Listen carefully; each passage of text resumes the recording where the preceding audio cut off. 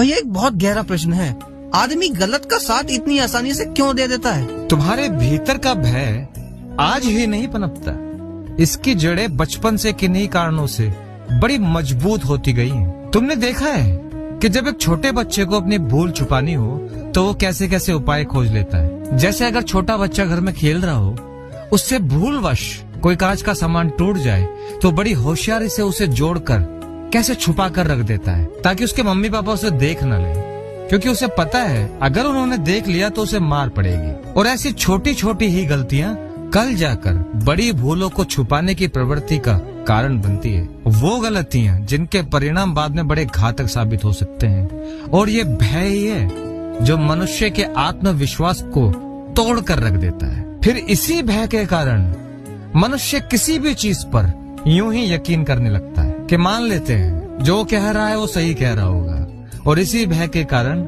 मानव अक्सर अंधविश्वासी होता जाता है। इसी भय के कारण तुम झूठ बोलते हो। इसी भय के कारण तुम भीतर से कुछ और बाहर से कुछ और होते हो। कहीं ना कहीं तुम भीतर जानते हो कि क्या सही क्या गलत, पर कई बार इसी भय के कारण तुम गलत का साथ देने से नहीं चूकते, क्योंकि कई बार सत्य का साथ देना बड़ा मुश्किल हो जाता है। और सच तो यह है कि भयभीत व्यक्ति का हमेशा ही सत्य का साथ देना मुश्किल होता है। और ज्यादातर मनुष्य किसी न किसी कारण भयभीत ही रहते हैं। फिर सत्य की खोज कहां से मिलेगी?